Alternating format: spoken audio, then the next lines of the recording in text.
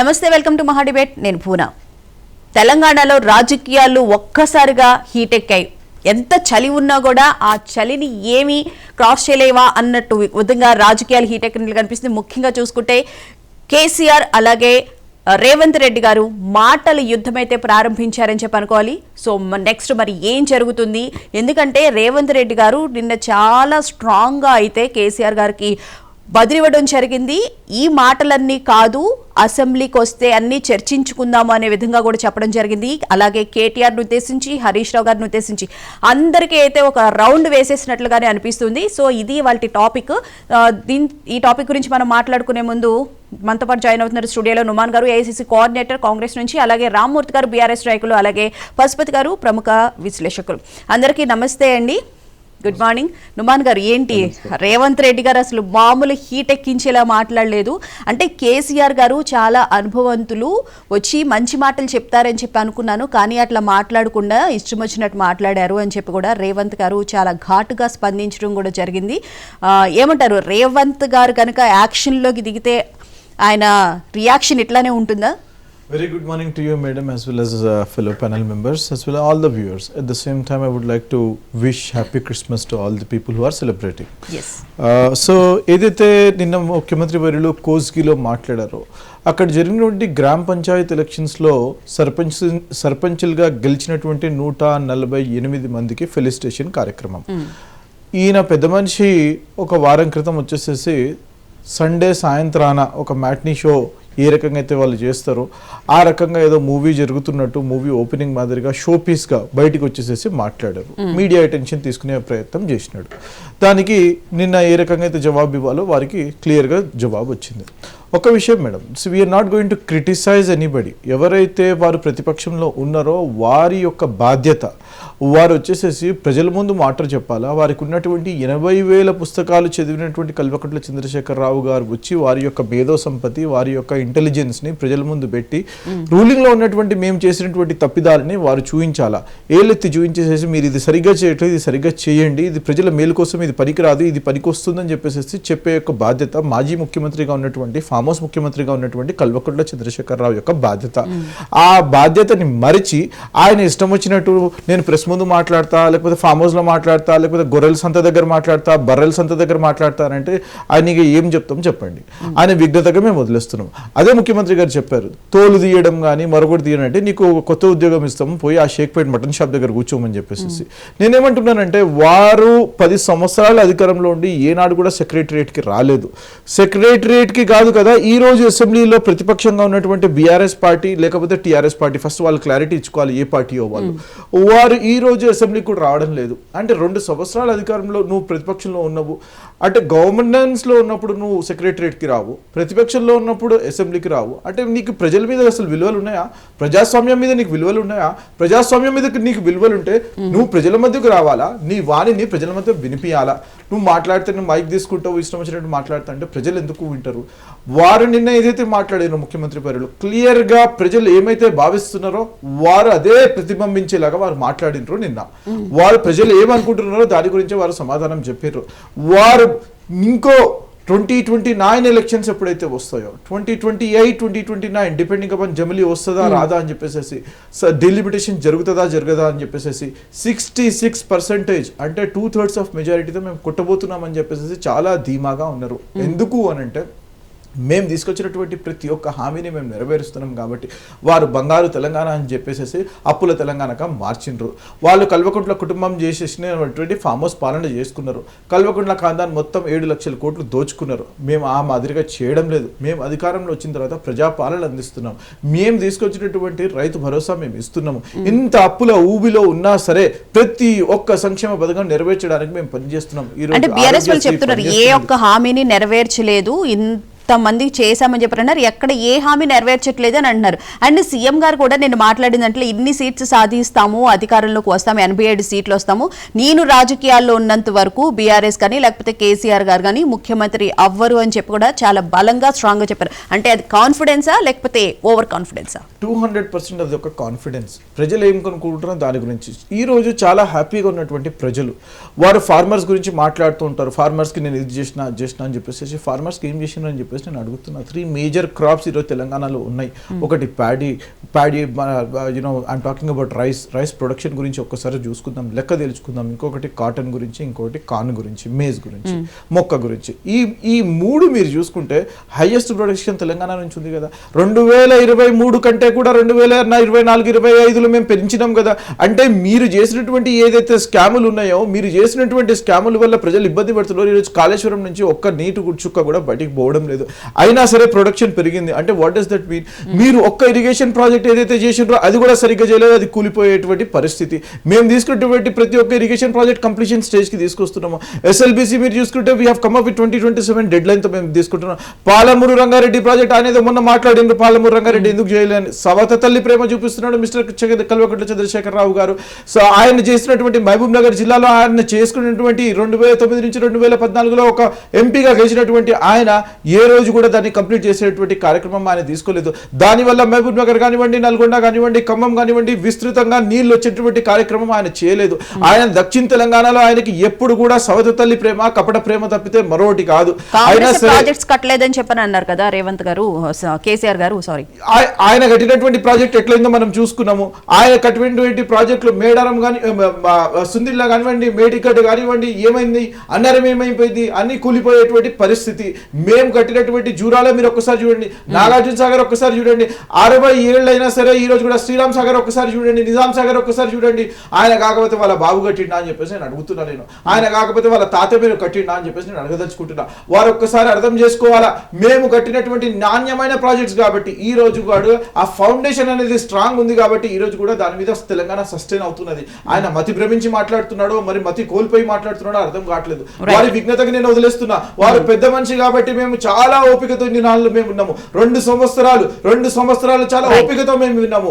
వారిని మేము దలుచుకుంటే ఏనాడు కూడా ఒక్కొక్క కేసులో నేను ముఖ్యమంత్రి వారు క్లియర్ గా చెప్పారు, నేను దలుచుకుంటే ఆయన ఆ రోజే నేను వేస్తుంటే అని చెప్పేసి. కానీ అధికారంలో వచ్చిన ఆ రోజే ఆయన తుంటి ఇరిగిపోయి ఆయన ఫామ్ హౌస్ కి పరిమితం అయినాడని చెప్పేసి. పైన భగవంతుడు ఉన్నాడు, అన్ని చూస్తున్నాడు, ఎవరికి ఏం చేయాలో చేస్తాడు. అందుకనే నేను భగవంతుడి యొక్క నిర్ణయానికి నేను వదిలేస్తున్నా అని చెప్పేసి ముఖ్యమంత్రి వాళ్ళు. మాకు కక్ష సాధింపు చర్యలు మాకు అవసరం లే, ప్రజలు న్యాయ నిర్ణేతలు అంతిమంగా ప్రజలు డిసైడ్ చేస్తారు ఎవరిని ఎక్కడ పెట్టాలని చెప్పేసి. నేను మీ ద్వారా నేను ఒకటే కోరుకుంటున్నాను, కల్వకుంట్ల చంద్రశేఖరరావు గారు, మొత్తం తెలంగాణ ప్రజలు 4 కోట్ల తెలంగాణ ప్రజానీకం మిమ్మల్ని కోరుకుంటుంది, మీరు అసెంబ్లీకి రావాలని చెప్పేసి. 2వ తారీఖున అసెంబ్లీ సెషన్ ఉంటుంది, మీరు రండి, వచ్చి మీరు విలువైన సూచనలు మీ దగ్గర ఏమైతే ఉన్నాయో ప్రతి ఒక్క దాని మీద చర్చ పెడదాం. రైతు భరోసా గురించి మాట్లాడతారా, రైతు రుణమాఫీ గురించి మాట్లాడతారా, మీ స్కాముల గురించి మాట్లాడతారా, మీ టెలిఫోన్ ట్యాపింగ్ గురించి మాట్లాడతారా, మీ బిడ్డ కల్వకుంట్ల కవిత గారు మీ మీద చేస్తున్నటువంటి ఆరోపణల గురించి మాట్లాడతారా? First of all me party గురించి మీరు చెప్పండి, టీఆర్ఎస్ బీఆర్ఎస్ అని చెప్పేసి రూల్స్ అమెండ్మెంట్ చేసుకొని మీరు రండి, 2వ తారీఖున రండి, మనం మాట్లాడదాం. ప్రజల కోర్టులో డిసైడ్ చేద్దాం. Let the people decide, let the people of Telangana decide what is right for them. Right. Ramurthy garu good morning sir, నమస్తే.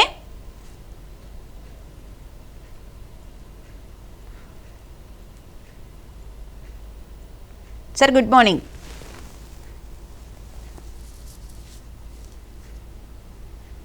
అయితే కేసీఆర్ రేవంత్ గారు బాధ్యతగా ఆలోచించానని చెప్పి కూడా అనడం జరిగింది. రైట్, రామ్మూర్తి గారు అడుగుతారు. రామ్మూర్తి గారు, ఫామ్ హౌస్ లో ఉండడాన్ని దేవుడే శిక్ష విధించారు, ఫామ్ హౌస్ లో ఉండడం దాని చుట్టూ కూడా నా పోలీసులే కదా ఉన్నది, ఇంకా ఎక్కడుంటే ఏమున్నది అని చెప్పి నేను వదిలేశాను అని చెప్పి రేవంత్ గారు వ్యాఖ్యానించడం జరిగింది. ఏమంటారు సార్ కేసీఆర్ గారిని ఉద్దేశించి?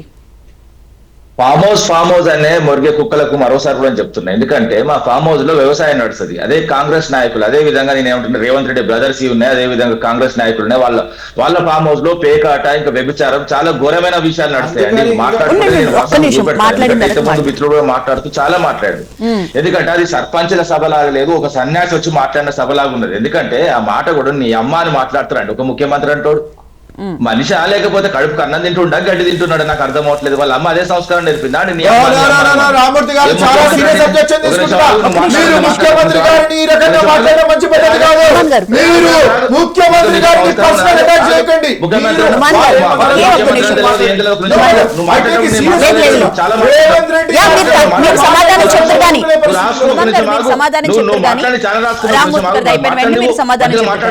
వారి యొక్క తల్లి మీద కానీ వారి మీద కానీ పర్సనల్ అటాక్ చేస్తే మాత్రం చాలా సీరియస్ గా ఉంటుంది గారు చెప్తున్నారు.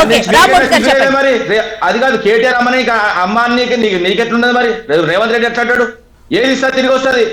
ఏం మాట్లాడుతున్నారు కానీ ఓ పద్ధతి ఉంటుందో కథ ఉంటుందో కార్ఖాన ఉంటుంది, ఏది పడుతుంది అది మాట్లాడతారా భయ్ ఒక ముఖ్యమంత్రి అంటాడు. అదే విధంగా చీఫ్ మినిస్టర్ కాదండి, వాస్తవంగా చెప్పాలంటే చిల్లర మినిస్టర్ అయిపోయింది ఇప్పుడు జనాల దృష్టిలో.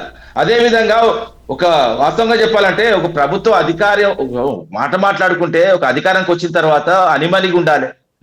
నీ పోలీసులు ఎవరంటే నీ పోలీసులు వాళ్ళు అంటే పోలీసులు అంతా నీ కిందికి వస్తారా? నాకు అర్థం అవట్లేదు. నువ్వు హోమ్ మినిస్టరు, నువ్వు అయితే మినిస్టర్ అయితే మొత్తం నీ కింద ఉంటుందా? అంటే డిఎస్పీ డీజీపీ రెడ్డి పోయిర్రు, అదే విధంగా ఈ కమిషనర్ రెడ్డి పోయిన్లు, అంటే మొత్తం నువ్వేనా ఇక అంటే నువ్వు ప్రైవేట్ సైన్యం అనుకుంటున్నావా పోలీసులు అంటే? ఇజ్జత్మానం ఉండాలి ఒక ముఖ్యమంత్రి అంటే. అదే విధంగా నికర జలాలను తీసుకొచ్చిన ఏదైతే వరద జిల్లాలను తీసుకొస్తారా అండి? వరద జిల్లాల హక్కులు తీసుకొచ్చిండట. ఎవడన్నా మాట్లాడితే వరద జిల్లాలు అన్నది ఎట్లా వస్తాయని కూడా తెలియదు. నికర జిల్లాలు ఎవరు సూచించుళ్ళు ఎవరు చేసిన అన్నది కూడా తెలియదు. వాళ్ళ ప్రభుత్వం వచ్చిన తర్వాత నికర జిల్లాలు అదే విధంగా వరద జిల్లాలు వచ్చినాయంట. ఏమన్నా సిగ్గు శరం మానం మర్యాద ఉన్నదా అండి ముఖ్యమంత్రికి? అదే విధంగా ఇంకోటి మాట్లాడుతాడు, ఏదైతే వాస్తవాలు ఏంటంటే ఇప్పుడు ఈయన అధికారం ఉన్న రోజులు ఆయన రానియరట. నువ్వు అధికారం ఉన్న రోజులు నువ్వే ఉంటావు భయ్, నీ అధికారం పోతుంది. నిన్న ఒక్కటి మళ్ళోడు చెప్తున్నా, అధికారం పోయిన తెల్లారి మూసీ నదిలో ఏదైతే క్రేన్ కు వేలాడదీసి నీ నోరును ఖచ్చితంగా సాఫ్ చేస్తాం. ఉల్టా అట్కాయించి దాదాపు 5 ఏళ్ళు కాదు మా ప్రభుత్వం ఎన్ని సంవత్సరాలు అన్ని సంవత్సరాలు నేను వేలాడదీసి ఆ మూసీ నదిలో నీ మూతి వరకు ముంచి నీ నోరు సాఫ్ చేస్తాం. ఏదో ముళ్ళులో తిరుగుతోంది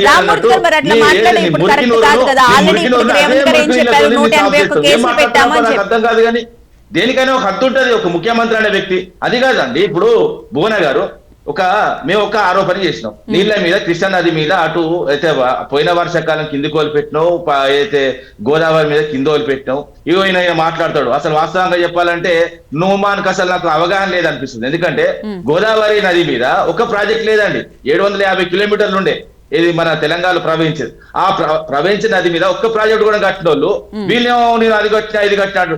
ఏం కట్టిలండి వీళ్ళు? తెలంగాణ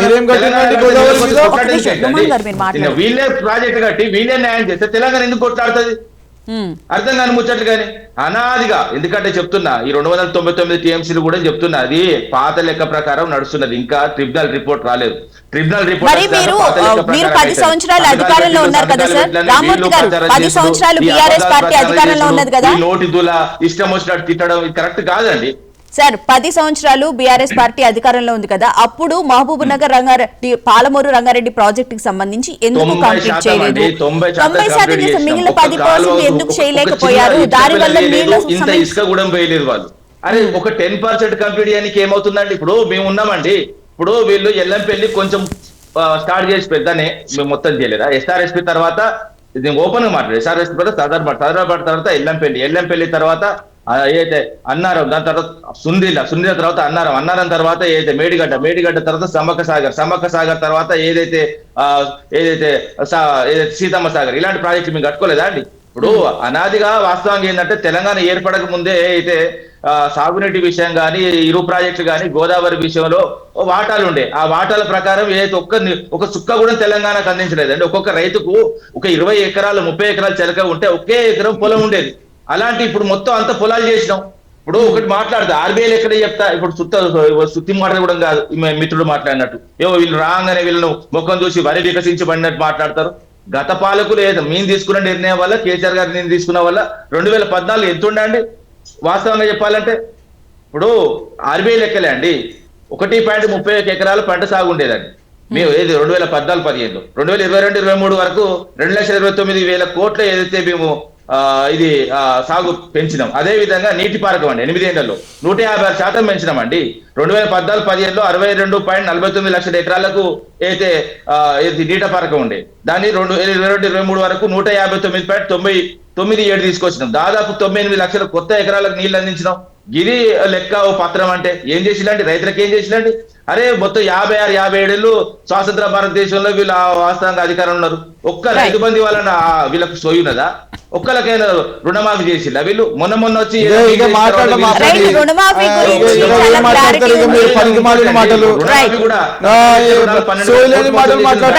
ముక్కు వెండి అసెంబ్లీకి రండి, అసెంబ్లీలో పెట్టినారు కదా, అసెంబ్లీలో వాదోపవాదాలు అక్కడ జరగాల్సింది.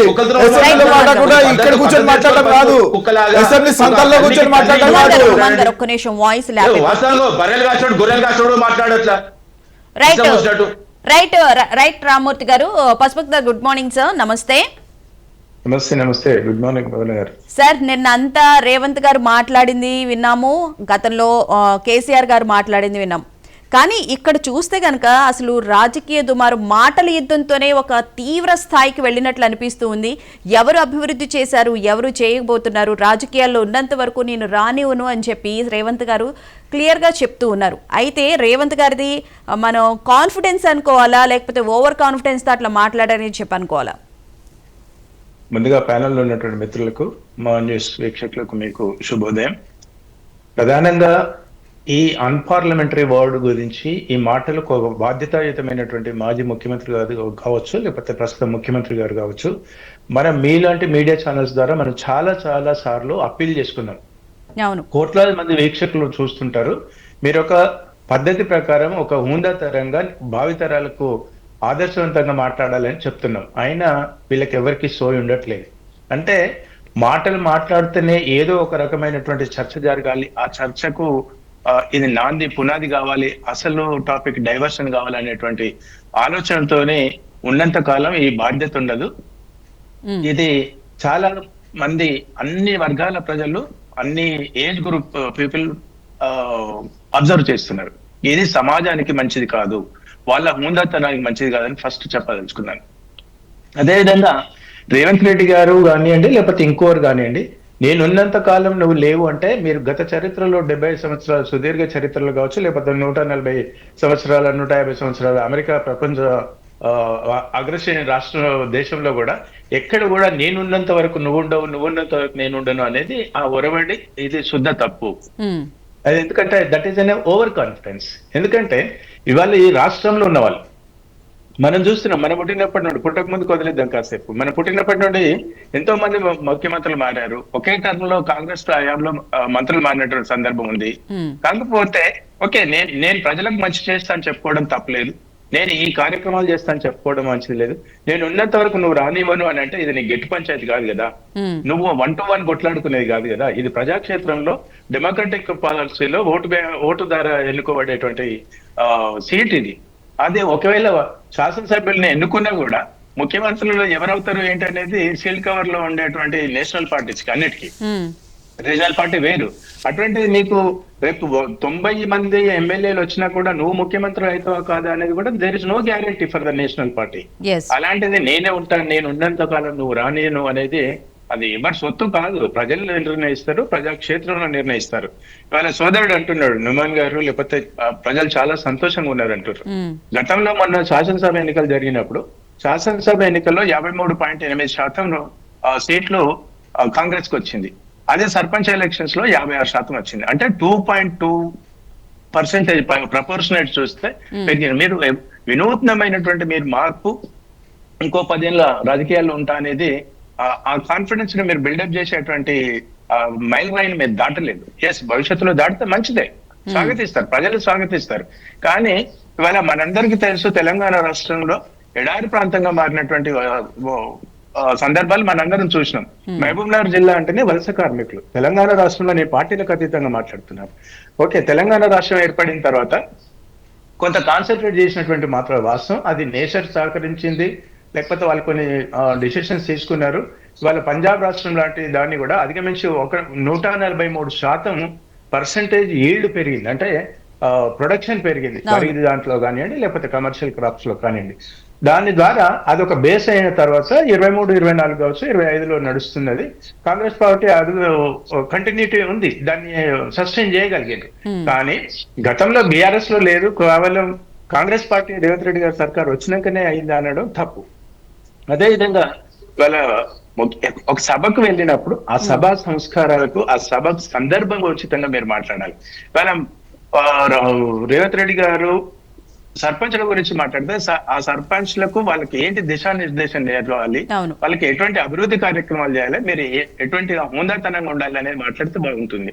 అంటే ఇవాళ ప్రజానికం కూడా నాకు చాలా బాధ అనిపిస్తుంది. అంటే అక్కడ ఉన్నటువంటి నాయకత్వం కావచ్చు, లేకపోతే మెజారిటీగా ఏ పార్టీ మీటింగ్ పెట్టినా ఆ పార్టీ శ్రేణులే ఉంటారు. కాబట్టి అడ్డగోలు మాట్లాడితే కూడా ప్రజలు కూడా ఈలలు వేస్తుంటారు, చప్పట్లు కొడుతుంటారు, అరుపులు కేకలు చేస్తుంటారు. అంటే ఈ ప్రజలు ఏం కోరుకుంటున్నారు అనేది కూడా అక్కడ కూడా ఒక ప్రశ్నార్థకంగా మారింది. అంటే ఇవాళ నాయకుడు కేటీఆర్ గారు మాట్లాడినా, లేకపోతే బండి సంజయ్ గారు మాట్లాడినా, లేకపోతే ఇంకోరు మాట్లాడినా, వాడికి మాట్లాడిన దానికి ఆ ప్రజానికం ఒత్తాసు పలకడమా, లేకపోతే అది చేతగంటనంతోనే అచేతనమైనటువంటి పరిస్థితిలో ఉన్నారా, ఈ ప్రజానికం కూడా ఆలోచించాల్సిన ఆవశ్యకత ఉంది. ఇవాళ సోదరుడు అన్నాడు, ఇవాళ అమ్మ అని అంటాడు, అది ఎవరైనా it's a heart touching issue, అది తప్పు. అది గౌరవ ముఖ్యమంత్రి గారికి మళ్ళీ ఒకసారి మీ మీడియా ద్వారా అప్పీల్ చేస్తున్నాను, సజెస్ట్ చేస్తున్నాను, ఇది మంచి పద్ధతి కాదు. మీరు ప్రజల్లో క్షేత్రంలో మీరు యువత యంగ్ అంటే కంపేర్ టు అదర్ సీఎంస్ అంటే సార్ అసలు రాజకీయ నాయకులు ఎందుకు అన్పార్లమెంటరీ వర్డ్స్ యూజ్ చేస్తారు? ఇక్కడ తెలంగాణలో కొన్ని వర్డ్స్ అవి మేము మాట్లాడతామని చెప్పారు. ఇప్పుడు అదే ఏపీలో కూడా గత 5 సంవత్సరాల్లో కూడా మాట్లాడడం జరిగింది. వాళ్ళని చూసి ప్రజలు కూడా ప్రభావితమయ్యి వాళ్ళు కూడా మాట్లాడుతున్న పరిస్థితి అయితే ఇప్పుడు చూస్తున్నాం. వీళ్ళు ప్రజాక్షేత్రంలో ఉన్నప్పుడు అలా మాట్లాడకూడదు కదా, అది ఎందుకు గుర్తించలేకపోతున్నారు అసలు రాజకీయ నాయకులు? ఒకటి భువన గారు, ఒక ముఖ్యమంత్రి కాదు, ప్రధానమంత్రి కాదు, లేకపోతే మంత్రి కాదు, మంత్రికి కౌంటర్ ఇచ్చేవాడు ఒక రిక్షా పుల్లరో లేకపోతే ఒక లేబర్ కార్మికుడు కూడా అంతే ఒరవడితో అదే స్పీడ్ తో మాట్లాడగలుగుతాడు. అది వీళ్ళు తల ఎక్కడ పెట్టుకుంటారో ఆలోచించాలి. ఒక కామన్ మ్యాన్ ఇంటర్వ్యూ పెట్టిండ్రు, రేవంత్ రెడ్డిని ఉల్టా తిట్టిండ్రు అనుకో, ఆయన తల ఎక్కడ పెట్టుకుంటాడు, ఆయన పరువు ఎక్కడ పోతుంది? అదేవిధంగా కేసీఆర్ గారు కూడా, అదేవిధంగా కేటీఆర్ కూడా, అదేవిధంగా వేరే మంత్రులకు కూడా. అంటే ఒక సభ్యతా సంస్కారాలకు మీరు పునాది వేయాలి, గౌరవం ఉండాలి, భావితరాలకు ఒక ఆదర్శవంతంగా ఉండాలని మనం ఎన్నిసార్లు చెప్పినా కూడా వీళ్ళకి లేదు. అంటే ముళ్ళుతోనే తీయాలి అని అన్నట్టుగా నాలాంటి సామాజికవేత్త, నాలాంటి సామాజిక స్పృహ ఉన్నటువంటి వ్యక్తులకు ఇటువంటి బహిరంగ సభల్లో నేను గతంలో కూడా చెప్పినా, మళ్ళీ భవిష్యత్తులో పెడతాను. అప్పుడు ఈ మీటింగ్ల మధ్యన నేను ఒక 20 మందిని ప్రీ డిసైడెడ్ పెట్టేసి అటువంటి కౌంటర్ ఇచ్చినప్పుడు ఇటువంటి వాళ్ళతో చెప్పులతో చూపించేస్తాను. అది ఏ పార్టీలతోనే సంబంధం లేదు. అంటే అప్పుడు కానీ వీళ్ళకి సోయి రాదు అనేది ఆలోచిస్తున్నాను. ఎందుకంటే ఒక బాధ్యతను మర్చిపోతున్నారు. గతంలో రేవంత్ రెడ్డి గారు కావచ్చు, లేకపోతే కేసీఆర్ గారు కావచ్చు, లేకపోతే కేటీఆర్ గారు కావచ్చు, దయచేసి మళ్ళీ అప్పీల్ చేస్తున్నాను, ఎవరు కూడా అన్పార్లమెంటరీ యూజ్ చేయొద్దు అని అడుగుతున్నారు. అదేవిధంగా రేవంత్ రెడ్డి గారు అంటారు రేపటి జీవితం గురించి ప్రతి ఒక్కరికి కామన్ మ్యాన్ కూడా ఆశా జీవితమే ఉంటుంది కదండి. ఆశా జీవితం ఉండడం రేవంత్ రెడ్డి గారు కూడా ముఖ్యమంత్రి ఉంటానడమో, 10 సంవత్సరాలు ఉంటానడమో, 20 సంవత్సరాలు ఉంటానడమో సందేహం లేదు. కానీ అది అల్టిమేట్ గా ప్రజలు నిర్ణయించాలి. నిర్ణయిస్తే మీరే ఉంటారు, తప్పేముంది అందులో? రెండు దఫాలు ప్రజలు నిర్ణయించారు కాబట్టి ఇవాళ రేపు కూడా అయినా కూడా ఉండొచ్చు. అది ప్రజాక్షేత్రం నిర్ణయించాలి, మీరు ప్రజలకు తీసుకోవాలి. అదే విధంగా ఇప్పుడు సోదరుడు అంటున్నాడు, గతంలో బీఆర్ఎస్ పార్టీ రైతు బంధు ఇచ్చింది. రైతు బంధును మీరు ఇప్పుడు 2 సంవత్సరాలు అయింది, 4 దఫాలుగా రావాలి. 4 దఫాలుగా రైతు బంధు కాంగ్రెస్ ప్రభుత్వం ఇవ్వలేదు కదా. 4 దఫాలుగా ఇవ్వలేదా? అంటే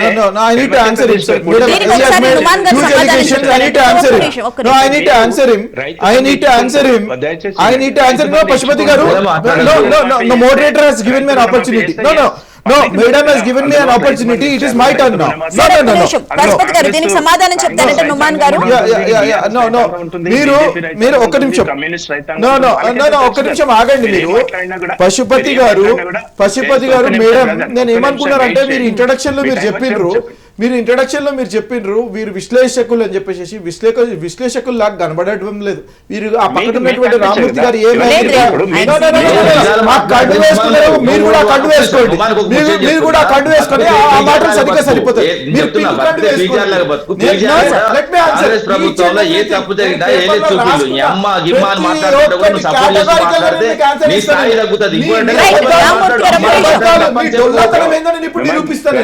ఇప్పుడు నిరూపిస్తాను. మీరేమన్నారండి? డెమోక్రటిక్ వాల్యూస్ గురించి మాట్లాడుతున్నారు. సోషల్ యాక్టివిటీస్ ముసుగు మొత్తం తీసేస్తా. ఇప్పుడు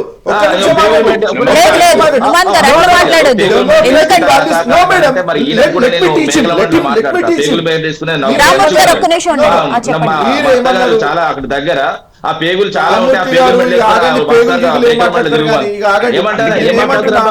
రామూర్తి గారు అదే చెప్తున్నాను.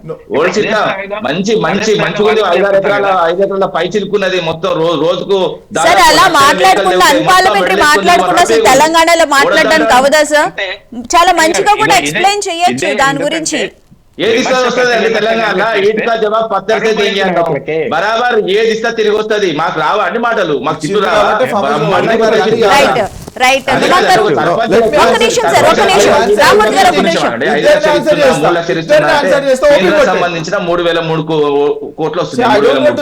3,300 కోట్లు జేబులకి వెళ్ళి ఇచ్చినట్టు ఈయన తీసుకొచ్చి మీకు చేస్తానా మొత్తం మీరు చేసుకోవాలంటే ఎవరు చెప్పేది ఇప్పుడు అర్థం కావట్లేదు, మన ప్రేక్షకులకు ఏం చెప్తున్నారో అర్థం కావట్లేదు.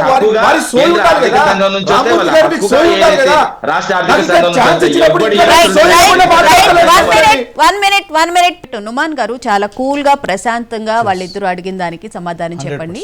Thank you madam for the opportunity. నేను చాలా పాజిటివ్గా నేను మాట్లాడదలుచుకున్నాను.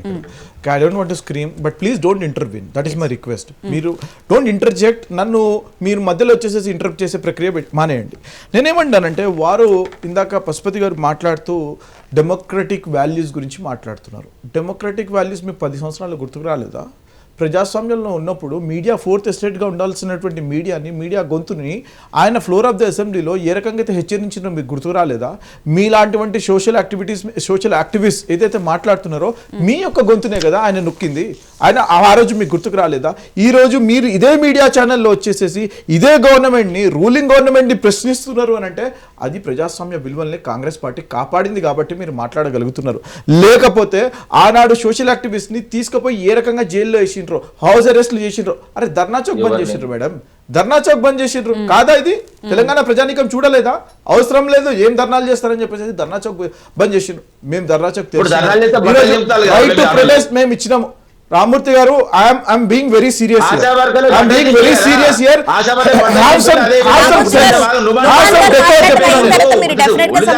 నాన్సెన్స్ మాట్లాడడానికి మీరు కాదు ఉండేది. చెప్తున్నా కదా నాన్సెన్స్ మాట్లాడతారు ఇప్పుడు బుద్ధులేని మాటలు మాట్లాడతారు. నుమాన్ గారు అట్లా అనొద్దు,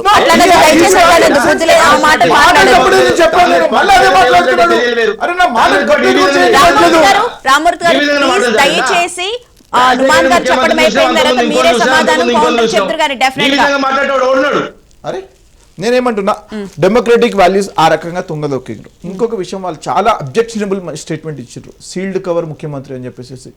కాంగ్రెస్ పార్టీ గెలిచిన తర్వాత I was there CLP meeting నడుస్తుంది. ప్రతి ఒక్క ఎమ్మెల్యేలని పిలిపించి ఎవరు మీకు కావాలా, ఎవరు చేయాలా అని చెప్పేసి ఓటింగ్ తీసుకుంటారు. సిఎల్పిలో ఓటింగ్ అది జరిగింది కాబట్టి 2023 గురించి నేను మాట్లాడుతున్నాను. ముఖ్యమంత్రి వర్యులు శ్రీ రేవంత్ రెడ్డి గారిని ఏ రకంగా అయితే ఎన్నుకోబడ్డారో ఆ యొక్క ప్రాసెస్ గురించి నేను మాట్లాడుతున్నాను. 100% సపోర్ట్ ఉంది. I was the coordinator there. I have called each and every MLA. వారిని వచ్చి అక్కడ కూర్చోబెట్టేసేసి మేము సిఎల్పి మీటింగ్ నిర్ణయించిన తర్వాత పైన నుంచి మీకు we have confirmed okay everybody having trust in Revanth Reddy గారు అని చెప్పేసి ఇచ్చినాము. ఇది ఒక డెమోక్రటిక్ ప్రాసెస్. ఇది వారు మాట్లాడుతున్నారండి. ఆయన దళితుడిని ముఖ్యమంత్రిని చేస్తా అన్నాడు, ఎందుకు క్వశ్చన్ చేయట్లేదు? బీసీని ముఖ్యమంత్రి చేస్తా అన్నాడు, ఎందుకు ప్రశ్నించడం లేదు? దళితుడిని 2 ఎకరాల భూమి ఇస్తా అన్నాడు, ఎందుకు ప్రశ్నించడం లేదు? నేను అదే అంటాను, Pashupati garu, if you are being an analyst,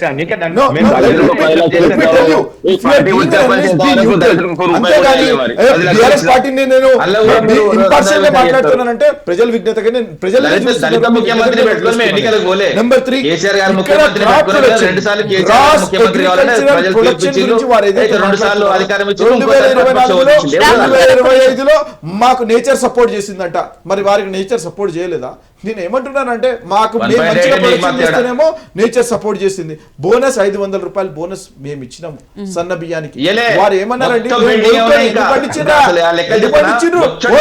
కొనుక్కోట్లే పోయి ధర్నాలు చేయండి అని చెప్పేసి ముఖ్యమంత్రి గారు మాట్లాడిండు. చేతగాని ముఖ్యమంత్రి ఈయన మాట్లాడలేదా? చరిత్ర లేదా? హిస్టరీ లేదా? రికార్డ్స్ లేదా?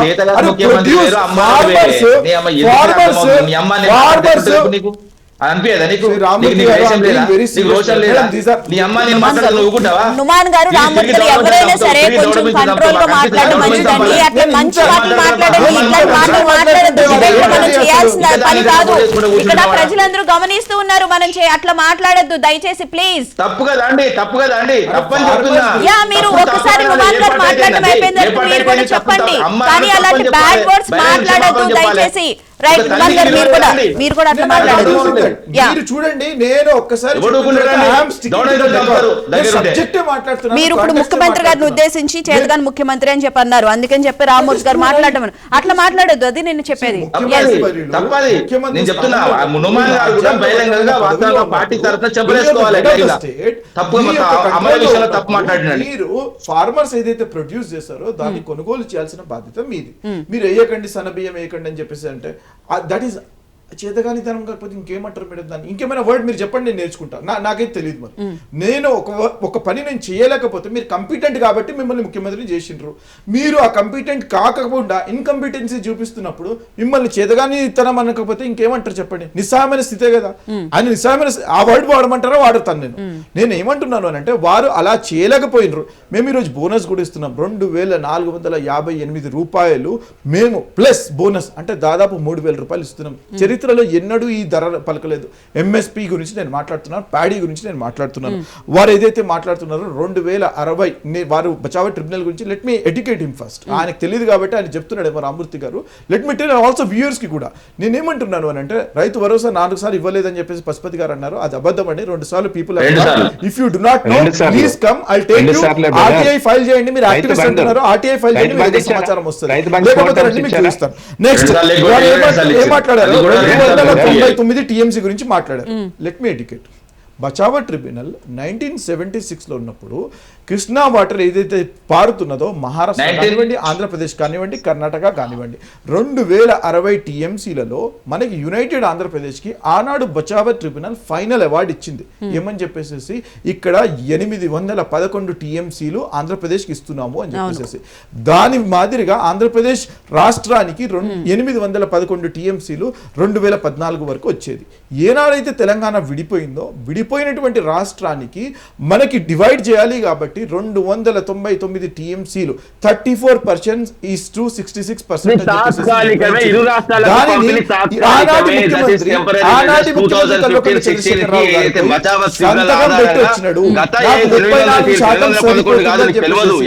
ఆయన సంతకం పెట్టడమే కాదు కదా, ఆయన సంతకం చెప్తా మహారాష్ట్రకు 560, అదే విధంగా కర్ణాటకకు 700 టీఎంసీలు, అదే విధంగా ఉమ్మడి ఆంధ్రప్రదేశ్ కి 800 టీఎంసీలు. ఇంకా తప్పులు మాట్లాడితే ఎట్లా? ఈ 800 టీఎంసీల ప్రకారమే బచావో ట్రిబ్యునల్ ప్రకారమే ఇప్పుడు ఏదైతే 299 టీఎంసీలు అది కేంద్ర ప్రభుత్వం పంచింది. అది కూడా ఏదైతే 4 రాష్ట్రాలు ఒక రాష్ట్రం విడిపోయిన తర్వాత రాష్ట్రాలుగా విభజించలేదు. 800 టీఎంసీలో వాళ్ళకంతా మనకి సబ్జెక్ట్ లేదు.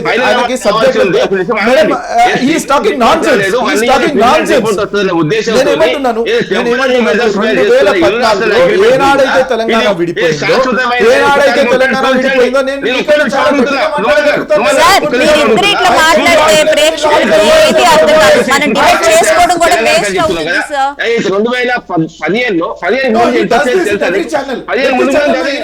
చేస్తుంటాడు. వారు ప్యానెల్ లో ఉన్నటువంటి డెకోర్ ని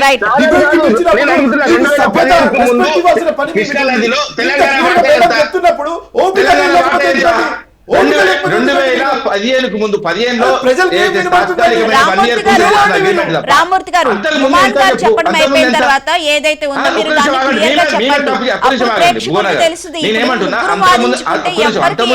చెప్పండి. తప్పు చేసినట్టు అంత మూడు అంతే కదా అండి. కొత్త తీర్పు రాలేదు, కొత్త తీర్పు వచ్చేంత వరకు అట్లే ఉంటది. అది అరే మిత్రమా ఓపిక పట్టు రామ్మూర్తి గారు, ఓపిక పట్టండి. మీరు రామ్మూర్తి గారు ఒక 5 నిమిషాలు మీరు ఏం మాట్లాడదు. తప్పు చెప్తున్నా అని చెప్పి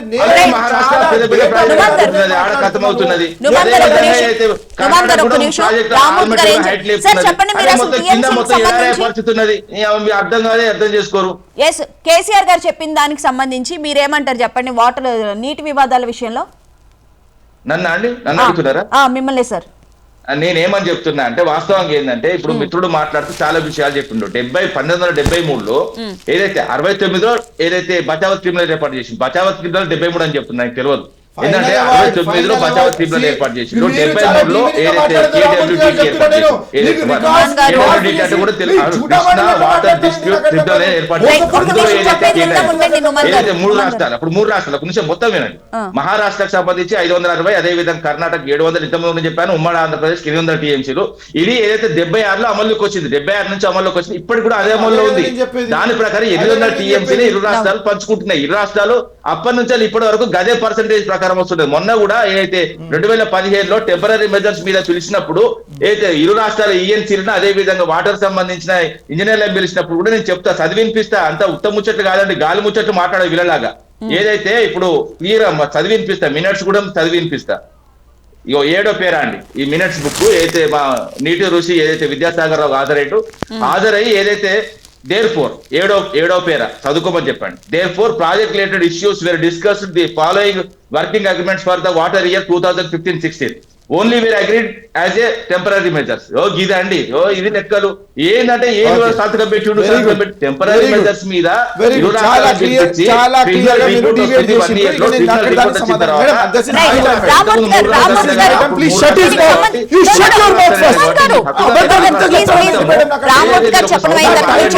సంవత్సరానికి చేసుకున్న అగ్రిమెంట్స్ వీళ్ళు శాశ్వత అగ్రిమెంట్ ఎంత బహుళ చేస్తున్నారండి జనాలను.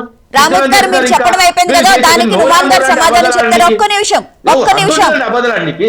ఒక్క నిమిషం మీరు చెప్పేశారు కదా, దానికి నుమాన్ గారు చెప్తారు. చెప్పిన తర్వాత పసుపు కథ మాట్లాడతాడు. రైట్, ఒక్క నిమిషం రామోద్ గారు. రైట్, నుమాన్ గారు దీనికి క్లారిటీ ఇవ్వండి.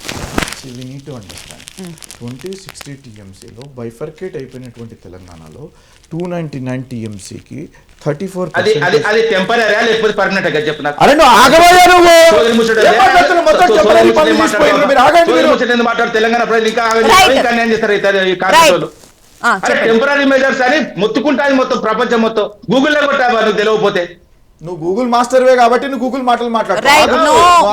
నువ్వు గూగుల్ నువ్వు చూస్తున్నావు కాబట్టి చెప్తున్నా, మాట్లాడుతుంటే నువ్వు గూగుల్ చూస్తున్నావు, నువ్వు సెర్చ్ చేసేది నేను చూసినా కాబట్టి నేను చెప్తున్నా. ఆగండి స్వామి, నేనేమంటున్నానంటే 2014లో please understand this irrigation subject is central subject. Central subject ఉన్నది కాబట్టి కేంద్రంతో మనం పని చేయించుకోవాలా, కేంద్రంతో చేయించుకోవాలా. 299 TMCలుగా ఉన్నటువంటి 299 TMCలు మనకు కేటాయించినప్పుడు తెలంగాణ వాటా కింద 34% కేటాయించినప్పుడు ఇదే ముఖ్యమంత్రి వర్యులు మనకు సరిపోతుంది అని చెప్పేసి 299 తెచ్చుకున్నారు.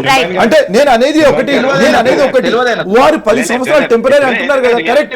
కానీ ఆ 10 సంవత్సరాలు పర్మనెంట్ సొల్యూషన్ ఎందుకు అధికారం పోయిన తర్వాత ఈ రోజు గుర్తొస్తుంది. అధికారం పోయిన తర్వాత 68.5% క్యాష్మెంట్ ఏరియా తెలంగాణలో ఉంది కాబట్టి 555 TMC ఇవ్వాలి అని చెప్పేసి ఈ రోజు గుర్తుకొస్తుందా మీకు? 10 సంవత్సరాలు ఆయన షెకావత్ గారు సెంట్రల్ మినిస్టర్ గారు తెలంగాణకి వచ్చుంటారు, ఇక్కడ మహాద్భుతం జరుగుతుంది. మీరు ఎక్కడికి పోతారు? మోదీ గారు మహాద్భుతం జరుగుతున్నారని చెప్పేసి డిమానిటైజేషన్ లో, GST లో, వైస్ ప్రెసిడెంట్ లో ప్రతి ఒక్కటి ఓటింగ్ వాళ్ళు చేస్తారు. పని చెప్తున్నాను. నేను ఒకటే మాట చెప్తున్నాను, తెలంగాణ ప్రజలు దగా కోసం, మోస కోసం, మోసపూరితమైన మాటల కోసం ఎవరు ఇక్కడ ఊరుకోరండి. ప్రజలకు కావాల్సినటువంటి డెవలప్మెంట్, ప్రజలకు కావాల్సినటువంటి తెలంగాణ పురోగతి, తెలంగాణ ప్రజలు డెవలప్మెంట్ వైపు చూస్తున్నారు. అందుకని చెప్పేసి కాంగ్రెస్ కి ఓటేసి గెలిపించినారు. మా మీద బాధ్యత ఉంది, 100% బాధ్యత గల ప్రభుత్వం ఇది, బాధ్యత గల ప్రజాప్రభుత్వం. 100% ప్రతి ఒక్క హామీ ఏమైతే ఇచ్చినామో ప్రజలు సుఖ సంతోషాలతో తెలంగాణలో ఈ రోజు ఉంటున్నారు. తెలంగాణలో ప్రతి ఒక్కరు స్వేచ్ఛగా జీవించగలుగుతున్నారు అని అంటే మేము చేసినటువంటి పాలన వల్ల, మేము చేసినటువంటి నిర్ణయాల వల్ల, మేము తీసుకున్నటువంటి పాలసీల వల్ల, మేము తీసుకున్నటువంటి లా అండ్ ఆర్డర్ ఇష్యూస్ వల్ల ఇక్కడ చాలా ప్రజలు చాలా హ్యాపీగా ఉన్నారు. నేను ఒకటే విషయం చెప్తున్నాను, ఈ రోజు 5,75,000 కోట్ల రూపాయల పెట్టుబడి తెలంగాణలో వచ్చినాయి కాబట్టి తెలంగాణని చూసి, హైదరాబాద్ ని చూసి తీసుకున్నటువంటి పాలసీల వల్ల కాబట్టి ఇక్కడికి వచ్చేసి చేస్తున్నారు. వారు చేయనటువంటి పనులు, వారు ఇచ్చినటువంటి హామీలు నెరవేర్చలేదు కాబట్టి వాళ్ళని ఫామ్ హౌస్ పంపించినారు. వారిని మేము కాదు కదా, వారి సుపుత్రురాలైనటువంటి రోజు బెడ్ ట్రీట్మెంట్ ఇస్తున్నది, బెల్ట్ తీసుకొని వాయిస్తున్నది వారి చర్మం, వారి యొక్క తోలు ఏదైతే తీస్తా అని ముఖ్యమంత్రి మాజీ ముఖ్యమంత్రి మాట్లాడినో మేము కాదు ప్రజలు కాదు. రైట్ పశుపతి గారు అసలు నీళ్ళ విషయానికి సంబంధించి మొన్న కేటీఆర్ గారు మనం ప్రధానికాన్ని వ్యూవర్స్ ని తప్పుదో పట్టించే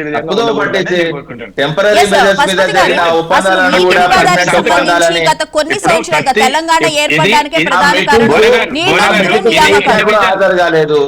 ఇది ఇండివిజువల్ రిక్వైర్మెంట్ కాదు.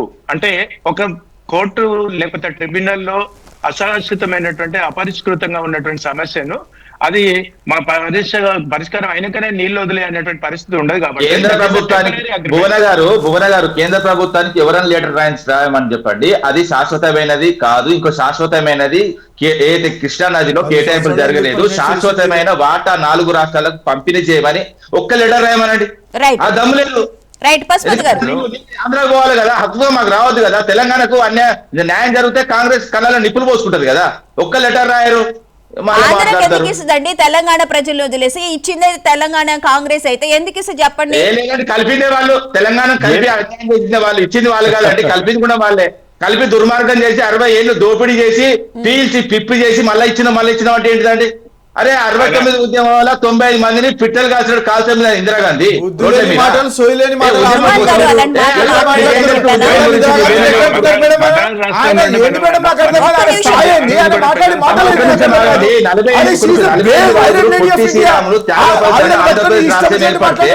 ఆయన త్యాగాన్ని కూడా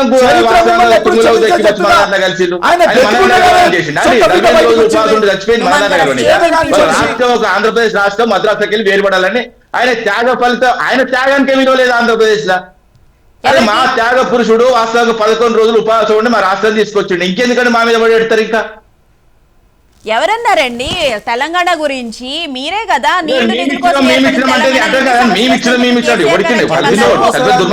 పశుపతి గారు ఏంటి సరే అసలు ఈ వివాదానికి సంబంధించి ఒక పరిష్కారం వచ్చిందంటారా? మళ్ళీ ఇప్పుడు తెలంగాణ సెంటిమెంట్ ని కేసీఆర్ ఎందుకు ప్రజల్లోకి తీసుకురావడానికి ప్రయత్నిస్తున్నారు? తెలంగాణ సెంటిమెంట్ కాదండి. తెలంగాణ సెంటిమెంట్ అనేది ఇక్కడ ఆంధ్రప్రదేశ్ లో తెలంగాణ అనేది కాదు, ఈ రాష్ట్రంలో జరిగేటువంటి, ఇప్పుడు ఉదాహరణకు రేవంత్ రెడ్డి గారు ఉన్నారనుకోండి, ఆ రోజు బీఆర్ఎస్ ప్రభుత్వంలో టీఆర్ఎస్ ప్రభుత్వంలో నీటి వాటా కోసం నిజమైన పోరాటం జరగలేదు అని అంటున్నాడు. అంటే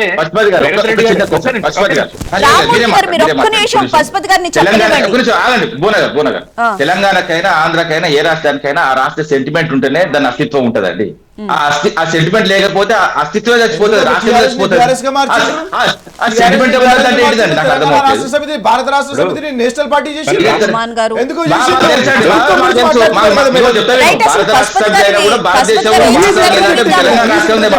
తెలంగాణ రాష్ట్రాలకి ఒక భారత రాష్ట్రం పుట్టద్దా?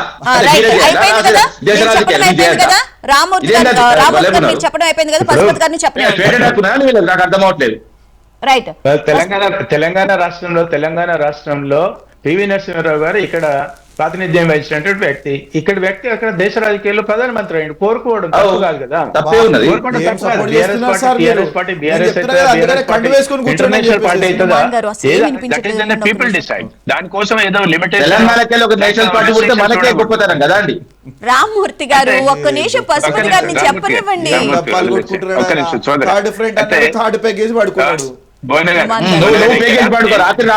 రాత్రి మొత్తం తాగలిగినవాడు కాదు, వ్యక్తిగతంగా మాట్లాడకు, మూసుకో. ఆయన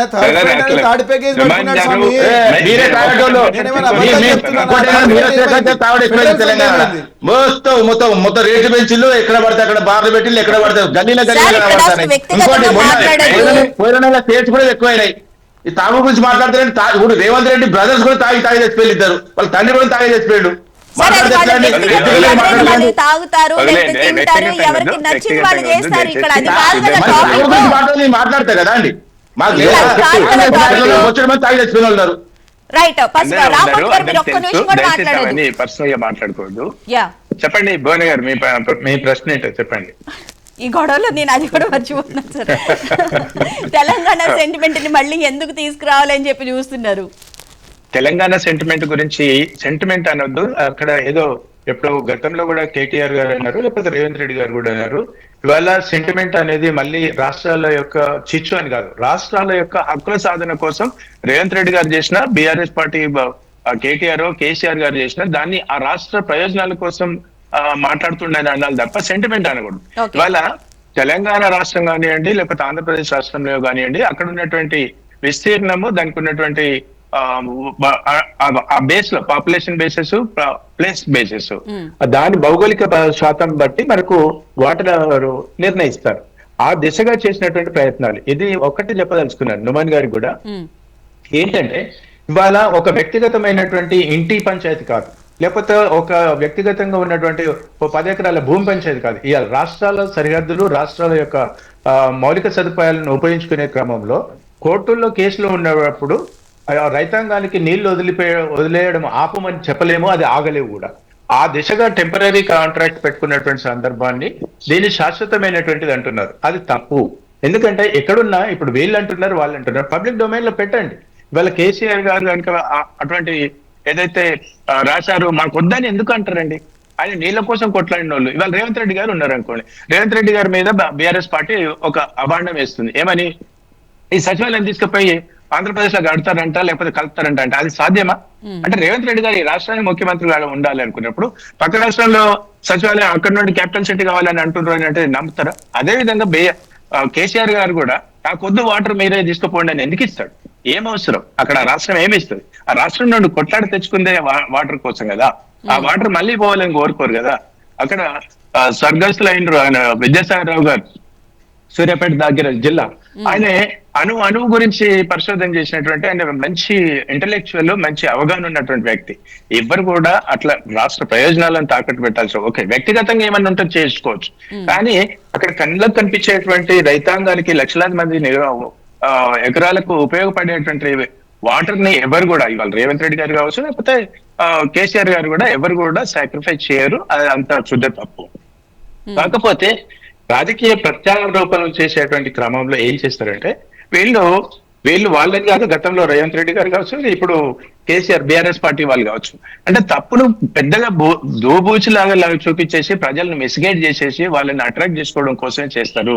ఇవాళ సోదరుడు అంటున్నాడు, మేము సన్న బియ్యం ఇచ్చినామని. సన్న బియ్యం ఇచ్చిన, ఎస్ ఐ అప్రిషియేట్. కానీ సన్న బియ్యంలో మీకు చిత్తశుద్ధి ఉంటే 45 రూపాయలు కేంద్ర ప్రభుత్వంలో ఉన్నటువంటి అధికారంలో ఉన్నటువంటి బీజేపీ పార్టీ ఇస్తుంది, మేము 15 రూపాయలు మేము కల్పిస్తున్నాం చెప్పమనండి. సన్న బియ్యం ఇస్తున్నాం అంటే రాజకీయ పార్టీలు ఎక్కడ ఏ అవకాశం ఉంటుందో ఆ అవకాశాన్ని వాళ్ళ మీదకి, అంటే వాళ్ళు చేస్తున్న గొప్పగా మాట్లాడుకుంటారు, మిగతా అన్ని పక్కకుంటారు. అదే విధంగా నేను కూడా అంటున్నాను, నేను కూడా గతంలో అన్నాను, మరి ఆ 15 రూపాయలు ఇచ్చేసి సన్న బియ్యం ప్రజలకు ఇస్తున్నారు రేవంత్ రెడ్డి గారి ప్రభుత్వం, కాంగ్రెస్ ప్రభుత్వం. పక్క రాష్ట్రాల్లో కూడా ఇవ్వమని నేను కూడా అప్పీల్ చేస్తున్నాను. అంటే మనం ఎప్పుడు కూడా అర్థవంతమైనటువంటి ఆరోపణలు చేయాలి, అర్థవంతమైనటువంటి ఆచరణ సాధ్యమైనటువంటి విషయాలు చెప్పాలి. ఇవాళ సోదరుడు అంటున్నాడు, నేను కాంగ్రెస్ గురించి మాట్లాడుతున్నాను, విశ్లేషకుని గురించి మాట్లాడతలేనని. అది తప్పు. మీరు అది ఆ వర్డ్ బ్యాక్ తీసుకోవాలి నమాన్ గారు. ఎందుకు అంటే నిరుద్యోగులకు ఈ నిరుద్యోగులకు ఈ ప్రభుత్వం, గత ప్రభుత్వం నిరుద్యోగులకు సరైనటువంటి వాగ్దానం ప్రకారం ఉద్యోగాలు ఇవ్వలేదు కాబట్టి ఆ నిరుద్యోగులు నిరాశ నిస్పృహల మధ్యన తెలంగాణ రాష్ట్రం మళ్ళీ వాళ్ళ కాంగ్రెస్ పార్టీ అధికారంలోకి రావడానికి కూడా నిరుద్యోగులు, వాళ్ళ తల్లిదండ్రులు, వాళ్ళ బంధువులు, వాళ్ళ శ్రేయోభిలాషులు, వాళ్ళ పోరాట ఫలితం ఇవాళ కాంగ్రెస్ అధికారంలోకి వచ్చింది. వాళ్ళ ఆషామాషిగా ఎవరితోనూ రాలేదు. ఇవాళ మేధావుల వల్లనే కాంగ్రెస్ అధికారంలోకి వచ్చింది, లేకపోతే ఉద్యమకారుల వల్లనే. గతంలో ఉద్యమకారులు కొంత నిస్సాయతకు లేకపోతే నిరాదరణకు గురైంది కాబట్టి వాళ్ళ ఏంటి ఈ కళాకారులందరూ మళ్ళీ కాంగ్రెస్ కు పాడారు. మరి వాళ్ళ కాంగ్రెస్ కూడా వాళ్ళని విస్మరిస్తుంది కదా, వాళ్ళకు నిరుద్యోగ భృతి ఇవ్వట్లే కదా, జాబ్ క్యాలెండర్ ఇవ్వట్లే కదా. అలాగే మరి మిత్రులకు, ఉద్యమకారులకు 250 గజాల ల్యాండ్ ఇవ్వట్లే కదా. అంటే చేసినవి చెప్పుకుంటారు. ఇవాళ ప్రభుత్వాల యొక్క ఒరవడి ఏంటి అంటే 100 కమిట్మెంట్ ఇస్తారు, అది ఏ పార్టీ అయినా కావచ్చు, 100 కమిట్మెంట్ ఇస్తారు, 10 చేస్తే ఇక ఈ 10నే ప్రపంచం అంతా మొత్తం మేమే మారినాము, మా వల్లనే బతుకుతున్నారు, వీళ్ళకి ఎవరికేం దిక్కు మొక్కు లేదు అని చెప్పుకునే క్రమంలో 90 కమిట్మెంట్స్ ఇచ్చి ఫెయిల్యూర్ అయినటువంటి మాట మాత్రం చెప్పరు. ఇది చాలా తప్పు. ఇది మీరు చెప్పినంత మాత్రం ప్రజానికానికి అందరికి తెలుసు. ప్రభుత్వం కావచ్చు, లేకపోతే ఏ ప్రభుత్వం కావచ్చు, ప్రజలకు ఏం చేశారు అనేది గ్రౌండ్ లెవెల్లో ప్రత్యక్షంగా వాళ్ళు అనుభవిస్తుంటారు కాబట్టి తెలుసు. Right. అది మీరు ఎంత అబద్ధాలు మన టీవీలో ముందు ఎన్ని మాట్లాడుకున్నా, ఎన్ని అసత్యాలు మాట్లాడుకున్నా ప్రజానికానికి తెలుసు.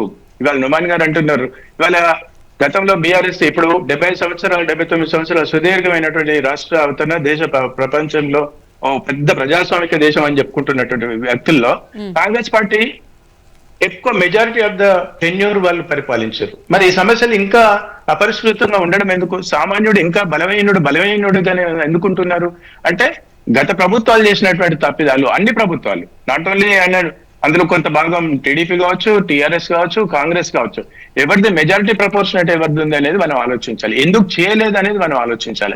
దాని కాకుండా కేసీఆర్ గారు అన్నారని రేవంత్ రెడ్డి గారు అన్నారని కేటీఆర్ గారు, ఇవి ఆరోపణలు ప్రత్యారోపణలు జరుగుతున్నాయి తప్ప గ్రౌండ్ లెవెల్ ఏం జరుగుతలేదు. ఇవాళ గతంలో నేను ప్రశ్నించినాను, ఇప్పుడు కూడా నుమాన్ గారు అంటున్నాను, ఒకవేళ ఒక సామాన్య కార్యకర్త మహబూబాబాద్ జిల్లా చెందినటువంటి వ్యక్తి ఇవాళ కాళేశ్వరం అక్రమ కట్టడం అవినీతి జరిగింది అన్నారు. కాంగ్రెస్ పార్టీ సంబంధించిన వాళ్ళు ఏ రోజు కూడా కోర్టులో కేసేయలేదు. మరి మీకు ఒక ప్రతిపక్ష పార్టీ ఉన్నప్పుడు బాధ్యతాయుతమైనటువంటి వాళ్ళు మీరు ఎందుకు ఒక కోర్టులో కేసేయలేదు? అయిపోయింది. వచ్చిన తర్వాత కూడా 2 సంవత్సరాల వరకు ఇంకా ఎందుకు మీరు తాత్సారం చేస్తారు? కేసీఆర్ లోపల వేయచ్చు కదా, కేటీఆర్ లోపల వేయచ్చు కదా, ఆ రోజు ఉన్నటువంటి ఇంజనీర్లను లోపల వేయచ్చు కదా, ఆ రోజు ఇరిగేషన్ మినిస్టర్ లోపల వేయచ్చు కదా. అంటే మీరు రాకముందుకు 1,00,000 కోట్ల అవినీతి జరిగింది అన్నప్పుడు, అవినీతి జరిగింది అనడానికి మీకు ఆధారం ఉన్నప్పుడు లోపల వేయచ్చు కదా, ఎందుకు ఇవ్వట్లేదు? అంటే మీకు ఆ ప్రజలను మీరు ఇది చెప్పే కదా, అవినీతి జరిగింది మేము లోపలేస్తాం, అవినీతి జరిగింది మేము వాళ్ళను కక్కిస్తాము అని అన్నారు. మరి 2 సంవత్సరాల కాలం it's not an ordinary time tenure. అంటే ఇవాళ అవకాశం అధికారంలోకి వచ్చేంత వరకు ఒక రకమైనటువంటిది, అధికారం వచ్చిన తర్వాత ఇంకో రకమైనటువంటి మాటలు మాట్లాడితే ప్రజలు గమనిస్తున్నారు. ఇవాళ రేవంత్ రెడ్డి గారిని ఆ రోజు ఏ సభలో వెళ్ళినా కూడా కాళేశ్వరం గురించో లేకపోతే 1,00,000 కోట్ల సంపాదన మిస్యూజ్ చేసిందని చెప్పినటువంటి సందర్భంలో ప్రజలందరూ నిజమే అనుకున్నారు. మరి ఇప్పుడు అదే ప్రజలు కూడా ఇవాళ కాంగ్రెస్ పార్టీని అడుగుతున్నారు ఏమని, 2 సంవత్సరాలు అయితే మరి రేవంత్ రెడ్డి గారు కేసీఆర్ గారు లోపలేస్తారేమో, కేటీఆర్ లోపలికి పోతారేమో, అందరు బయటనే ఉన్నారు కదా, అందరూ దర్జాగా తిరుగుతున్నారు కదా. ఒకవేళ అవినీతి జరిగిందా జరగలేదా అనేది ఒక ప్రశ్నార్థకంగా మారింది. ఒకవేళ అదే కనుక జరిగితే చిత్తశుద్ధి అంటే వాళ్ళు కూడా పోతారు కదా, వాళ్ళు కోర్టుకు ఎవరు అతిథులు కాదు కదా. అంటే చెప్తున్నా దయచేసి మీరు ఆరోపణ చేసే ముందు అది మళ్ళీ మనకు ఎటువంటి బ్యాక్ ఫైర్ అవుతుంది అనేది కూడా చూసుకోవాలి. అందులో నిబద్ధత ఉండాలి, శాంటిటీ ఉండాలి. శాంటిటీ లేని ఆరోపణలు ఎవరు చేసినా కూడా అది ప్రతిపక్షాలు చేసినా లేకపోతే ప్రభుత్వాలు చేసినా ప్రజల యొక్క నిరాదరణ ఉంటుందని వారు తెలంగాణలో నిరుద్యోగ సమస్య గురించి వారు ఏదైతే మాట్లాడిరో, 100% అన్ఎంప్లాయిడ్ యూత్ ఉన్నారు కాబట్టి అన్ఎంప్లాయిడ్ యూత్ కి మేము జాబ్ క్యాలెండర్ ఇచ్చే ఉద్యోగాలు ఇస్తామని చెప్పేసి మేము మాట ఇచ్చినాం కాబట్టి మేము జాగో యాత్ర అని చెప్పేసి ఆకునూరి మురళి గారు పెద్దలు ఏదైతే తీసుకెళ్లారో సివిల్ సొసైటీస్ గురించి వారు ఏదైతే మాట్లాడుతున్నారో, వారు ప్రతి ఒక్కరు పోయి తెలంగాణలో వినిపించారో, ప్రజా సమస్యల గురించి ఉద్యమించారో, మాట్లాడారో, దాని తర్వాత మేము అధికారంలో రాకముందు మేము ప్రతి ఒక్క గ్యారంటీ ఇచ్చినాము. 10 సంవత్సరాలు అధికారంలో ఉన్నారు, ఒక్కనాడైనా పబ్లిక్ సర్వీస్ కమిషన్ ద్వారా గ్రూప్ 1, గ్రూప్ 2, గ్రూప్ 3, గ్రూప్ 4 నియామకాలు ఎప్పుడైనా చేపట్టినరా? నీళ్లు నిధులు నియామకాలు అని చెప్పేసి ఏ ప్రతిపాదికన మనం తీసుకొచ్చేసి తెలంగాణ కోసం పోట్లాడి తెచ్చుకున్నటువంటి తెలంగాణలో ఒక్క పబ్లిక్ సర్వీస్ కమిషన్లో ఒక్క ఉద్యోగం ఎందుకు నింపలేదు అని చెప్పేసి నేను అడగదలుచుకుంటున్నా. మేము వచ్చినటువంటి 2 సంవత్సరాలు కాదండి, సంవత్సరం నెలలోపలే మేము ఎగ్జామ్ నోటిఫికేషన్ ఇచ్చి ఎగ్జామ్ కండక్ట్ చేసి ఇంటర్వ్యూ కండక్ట్ చేసి ఈరోజు ఆఫర్లు ఇచ్చి ఈరోజు ఉద్యోగాల్లో జాయిన్ అయినారు వాళ్ళు. కాదా ఇది? గ్రూప్ 1, గ్రూప్ 2, గ్రూప్ 3, గ్రూప్ 4 గురించి అది ఉద్యోగాలు కావా? అది కూడా చేపట్టకుండా వీరు కోట్లకి పోతే కోర్టులో కూడా వీరికి ముక్తకాయలు పడి ఈరోజు ఉద్యోగాల్లో చేరినరు పిల్లలు. అది కాదా? 61,000 ఉద్యోగాలు మేము ఇవ్వలేదా?